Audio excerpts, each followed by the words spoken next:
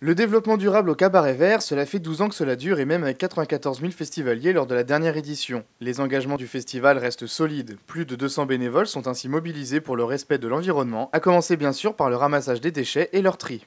L'intégralité des déchets produits sur le festival arrive ici. Donc ensuite ils sont redispatchés dans les différentes bennes et on va tout ce qui est sac bleu de gobelets, sac jaune de tri, canettes, cartons, on va tout réouvrir, on va tout retrier manuellement pour que ça puisse être envoyé après directement au centre de tri et eux ils retravaillent dessus. Résultat, ici la poubelle devient un véritable enjeu, à tel point que les membres de l'association FLAP, organisatrice du festival, se sont lancés cette année dans la construction de prototypes éco-design dans le cadre d'un projet de coopération transfrontalière appelé DEMO. Ah, pour nous, c'est un geste artistique. C'est un geste artistique, pratique, culturel, écologique.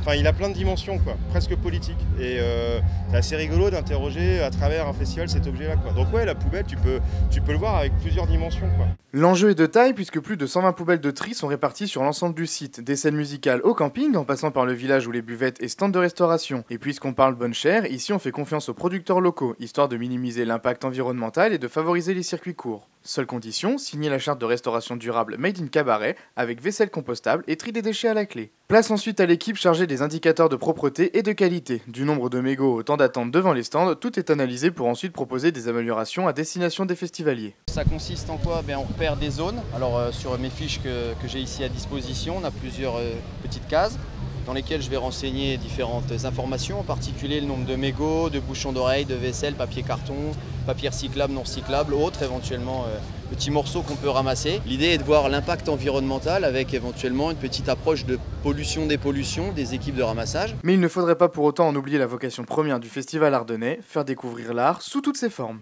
On parle aussi beaucoup dans le développement durable de la culture, de la diversité culturelle.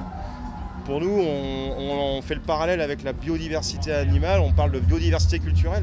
Et donc c'est en faisant par exemple du cinéma, de la BD, de l'art de rue, des choses comme ça, on montre d'autres esthétiques aux gens. On essaye aussi de dire qu'à un moment donné, cet espace-temps qu'est le Cabaret Vert, c'est un moment aussi où on peut recréer du lien, recréer des choses comme ça, du lien social.